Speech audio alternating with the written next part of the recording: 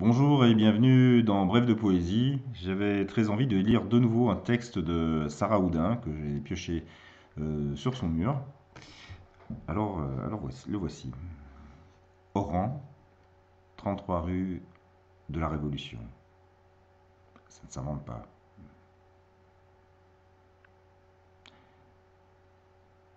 On jouait joyeusement au mariage sur les marches du dernier étage qui menait à la terrasse et à la buanderie. À 5 ans, j'avais déjà épousé Alain Darmon une bonne dizaine de fois, sous les applaudissements des autres enfants de l'immeuble. Une taie d'oreiller brodée, délicatement posée sur la tête, en échangeant avec lui de chastes baisers sur la joue et des morceaux de sucre blanc en guise de dragée. Mais que savions-nous alors du mariage, de la vie des couples, sinon les propos échangés par les femmes, là-haut, dans la vapeur des lessiveuses et le claquement des battoirs sur les planches en bois,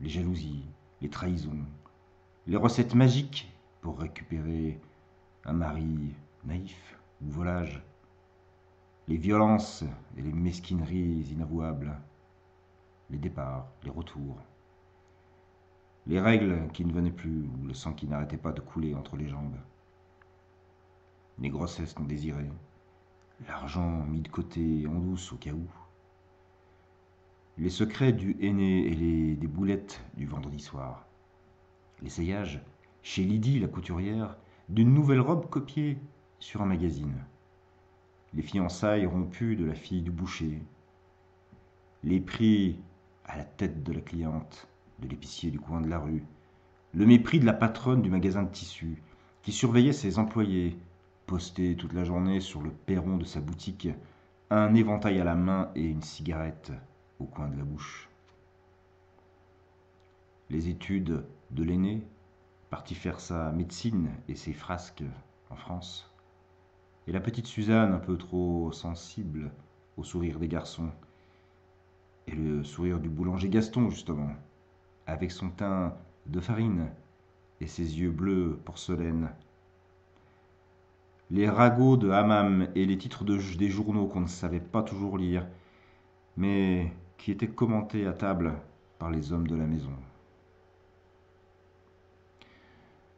Dans ce bouillonnement continu de paroles, échangées avec véhémence et parfois dans les larmes par des femmes de toute génération, se devinaient déjà les germes d'une révolution à venir, et la suggestion insidieuse mais puissante de ce qu'on appelle aujourd'hui féminisme. Souvenir indélébile.